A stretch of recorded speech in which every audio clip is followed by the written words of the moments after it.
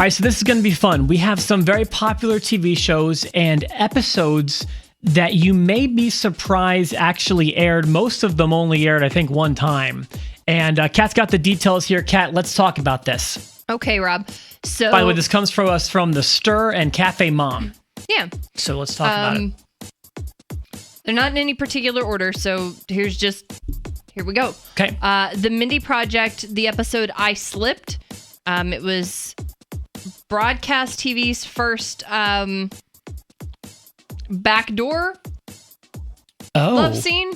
Okay, I think that's probably specific enough. Because there's a few doors, sometimes windows you can find ways in. And okay, so that's on Fox, I think, isn't it? I believe so, yeah. It wasn't just controversial, though, because it was backdoor, but it was because her boyfriend tried to do it without asking first.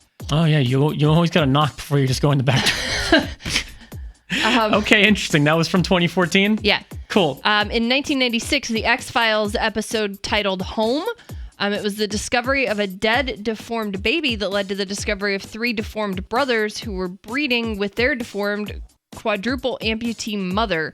It was the first TV episode to get a TVMA rating and was only broadcast once on Fox. I could have sworn that was an episode of 16 and Pregnant I saw too one time. Maybe not exactly like that, but something like that. Wow, there's a lot going on in that X-Files episode. Yeah. Okay. In 97, there was the puppy episode of Ellen.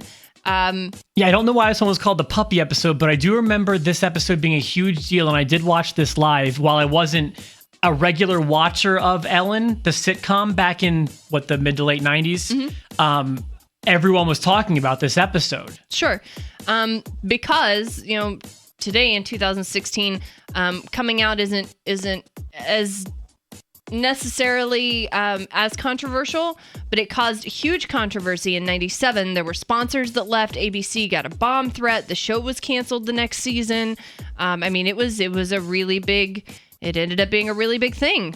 Yeah, it was a huge deal, and it was a very funny episode. I remember thinking it was really funny and well done, but yeah, you didn't see gay characters on TV, on network TV back in 1997. Right. And for her to come out like that with a reflection of her real life, obviously, was controversial at the time. Absolutely.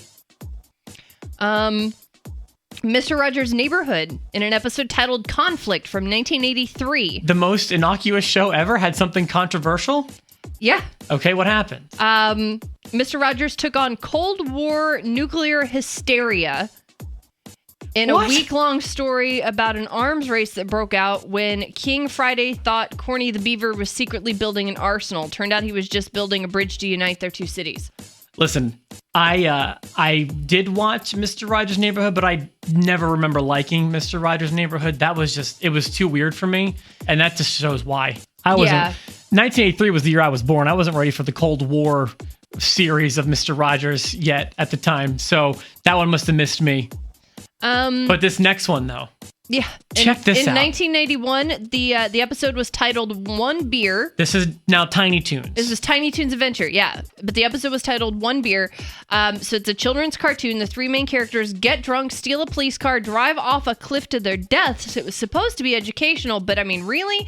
It only aired once before it got yanked, but you can get it on DVD if you were so inclined. So I was in the target demo for Tiny Toons. It was, for kids when I was a kid. And the thought of them, I know it only aired once, but so hold on. What did they do? They got drunk. The episode was called One Beer. Yeah. They got drunk. They stole a police car and drove it off a cliff to their deaths. Hashtag Tiny Toons. Hashtag Tiny Toons. Okay, interesting. Do we have more? Yeah, there's a few more. In the show Dallas, there was an episode called Return to Camelot in 86. So they killed off Patrick Duffy's character, Bobby Ewing, in season 8, and then they spent season 9 dealing with his death, but they wanted to bring him back for season 10. So they made it all a dream. Yeah, I never had watched this show, but I've heard this before, that the whole season you should just erase from your memory because it never happened. Yeah. This main character's death and the whole season where they dealt with the death, it was all a dream. It's all just a dream. Such a lazy way out. I think if I were, you're talking season 9. At season 9 and season 10, you have some really vested viewers at this point. Sure.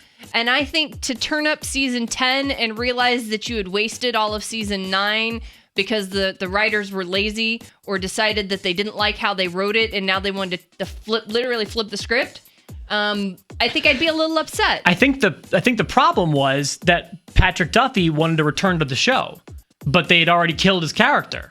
So I think that's why they had to write him back in. Yeah. So yeah, I mean, I think at that point the ship has sailed, Mr. Duffy. Maude, which was a show in the 70s. There was one titled Maude's Dilemma that aired in 72. 40-year-old Maude found out she was pregnant, ultimately decided to have an abortion, and that was even before the Roe versus Wade decision. So in 72, that was incredibly controversial. In 1972, they were dealing with an abortion on network TV? That's crazy. Next up, there was a 2010 episode of Family Guy, excuse me, where Lois gets an abortion that also made the list. Yeah. Seinfeld. In 1998, there was the Puerto Rican Day episode. It was titled The Puerto Rican Day. That was the name of the episode.